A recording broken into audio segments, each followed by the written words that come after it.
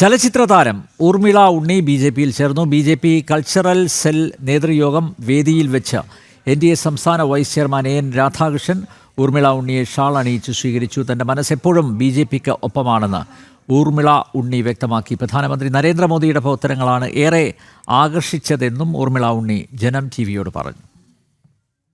സാമൂഹ്യ സാംസ്കാരിക സിനിമാ മേഖലകളിലേക്ക് കൂടുതൽ പേർ BJP അംഗത്വം സ്വീകരിക്കുകയാണ്.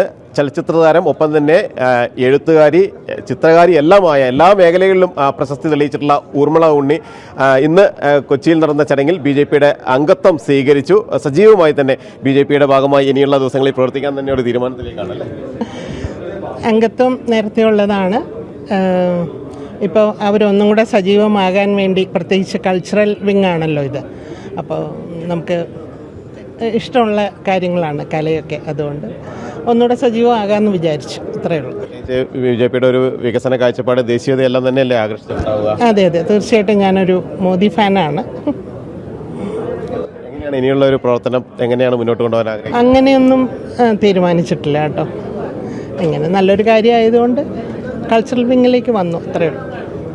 BJPയുടെ കൂടുതൽ അനുഭവം എല്ലാ മേഖലയിലുള്ളവർക്കും വന്നു തുടങ്ങുകയല്ലേ? എങ്ങനെയാണ് ചേച്ചിനെ കാണുന്നത്? എനിക്കറിയില്ല പൊതുവായിട്ടുള്ള കാര്യങ്ങൾ. എനിക്ക് ഇഷ്ടമാണ് എന്തായാലും. ഒരുപാട് ആകർഷിക്കുന്ന ഘടകങ്ങളുണ്ട്. അതെ, ഒരുപാട് രാജ്യത്തിൻ്റെ പുരോഗതി ഒരുപാട് കാണുന്നുണ്ടല്ലോ നമ്മൾ, അതുകൊണ്ടായിരിക്കാം മോദി ഫാനായത്.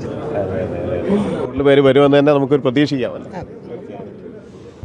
കൂടുതൽ ആളുകൾ BJPയുടെ ഭാഗമായി ഇനിയുള്ള ദിവസങ്ങളിൽ ഉണ്ടാകും എന്ന് തന്നെയുള്ള പ്രതീക്ഷ തന്നെയാണ് എല്ലാവരും വെച്ചു പുലർത്തുന്നത്. ഒപ്പം തന്നെ പ്രധാനമന്ത്രി നരേന്ദ്രമോദിയുടെ വികസന കാഴ്ചപ്പാടുകൾ, ദേശീയത ഉയർത്തിയുള്ള BJPയുടെ പ്രവർത്തനങ്ങൾ എല്ലാം തന്നെയാണ് ഈ സിനിമ, രാഷ്ട്രീയ മേഖലകളിലെ എല്ലാം സർവ്വ മേഖലകളിലെ ആളുകളെയും പാർട്ടിയോട് അടുപ്പിക്കുന്നത് എന്ന് തന്നെയാണ് എല്ലാവരും ഒരേ സ്വരത്തിൽ വ്യക്തമാക്കുകയും ചെയ്യുന്നത്. ക്യാമറമാൻ സുശോഭിനൊപ്പം ജിജീഷ് കരുണാകരൻ, ജനം, കൊച്ചി.